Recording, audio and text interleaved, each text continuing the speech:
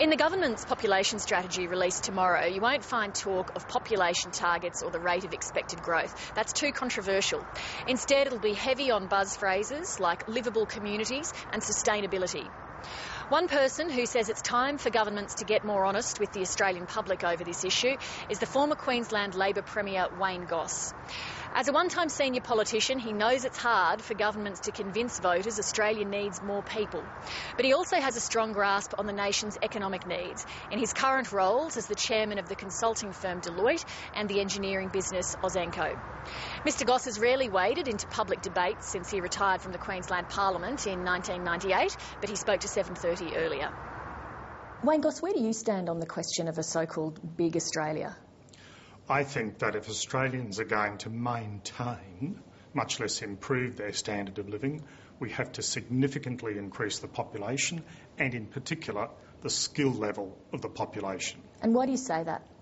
Well, two reasons. We're about to go into a resources boom with a shortage of skilled labour. Now, if we're going to get the benefit of that resources boom for the country, we need a greater supply of labour. The second reason is Australia is about to go through a very big demographic change.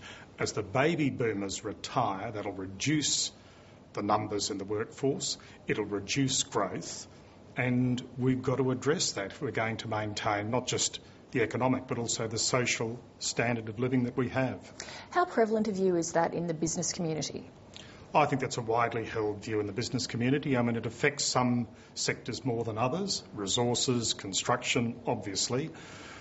But the price for labour in those sectors drives up prices generally, which will drive up inflation, and ultimately that hits everybody with increases in interest rates. Not everybody shares this view. The former New South Wales Premier Bob Carr says that population growth is wrecking the planet.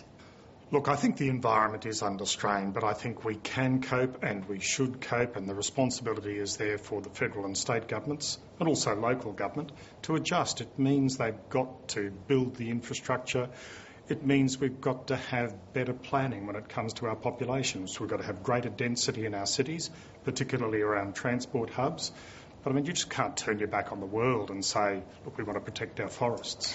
But if you look, say, here in southeast Queensland and the sort of growth that's occurred even since you finished up as Premier, people here already are very frustrated with congestion, with a lack of affordable housing. It's understandable, isn't it, that they would think, well, we don't want more people. Sure. I mean, people want to close the door behind them, but that's not just southeast Queensland.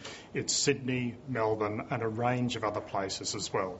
The challenge for our society and the challenge for governments, in particular state governments, is you've got to build the infrastructure, economic and social. You've got to have better planning. And I mean, I think another problem here is that when it was raining gold bars, a lot of state governments, and the federal government for that matter, lifted recurrent expenditure. Now the gold bars have stopped raining, they've got a cut. Well, you know, that's hard, but it doesn't relieve them of the responsibility to build the infrastructure to cater for the population. Well, the population might say, well, they haven't done a brilliant job of building infrastructure so far, so why should we trust that they're going to do that when we up the population by... And that's a legitimate gripe. It's a legitimate gripe. But the point is that we are going to have a population of 35 million at least come 2050. That means we've got to get on with the job, infrastructure, planning, skills. You say the politics are tricky. We've talked through some of the concerns that the public have. You're a former politician, but how should the federal government sell a big Australian message? Well, maybe they use a different adjective. I don't know what that adjective would be. Maybe sustainable. But look, I think we've got to have a bit more honesty in the debate. I know that sounds a bit naive these days, but both from the government and the opposition. But I think also business leaders and community leaders understand those twin issues of the shortage of skilled labour and the demographic change. There hasn't been enough debate about the baby boomers retiring.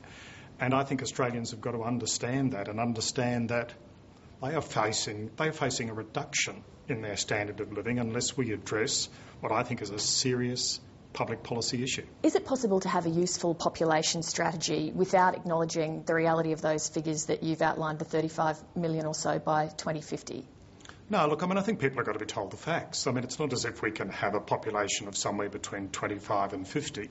We are heading for 35 million I hope as a minimum, by 2050. Let's get on with the job of, as I said before, making sure we lift the skill level, making sure that we understand and cope with the baby boomer retirement. Because, I mean, the problem there will be some baby boomers who do not have funds to support themselves are going to suffer in terms of their standard of living, and or the fewer numbers of people in the workforce are going to bear a greater tax burden to support them. Governments talk all the time about getting people out of urban areas and into regional areas. How difficult is that to actually do? Very difficult. It's been a problem for a long time in Australia as people leave regional areas to come to the city, whether it's for education or employment or whatever. That's why in the resources sector you have a lot of fly-in, fly-out in terms of the workforce. But there are towns like Mackay on the Queensland coast where you've got a lot of people who are flying in, flying out, but a much shorter distance, but also supporting other industries. So there are halfway houses.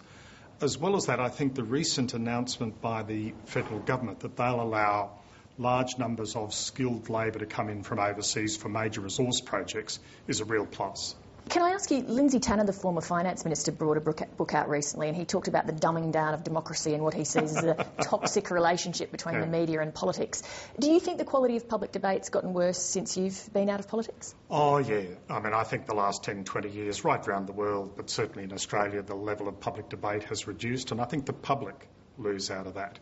And I think you can't blame politicians or the media. It's a relationship that goes both ways. It's disappointing. And why do you think it's happened? Well, I think increasingly the media, particularly commercial media, is about infotainment. And that's about selling cornflakes. And that means that, if it bleeds, it leads. Understandable in terms of ratings, disappointing in terms of the quality of the public debate, and the quality of the capacity of the public to understand what the issues are. Wayne Goss, thank you very much. Pleasure.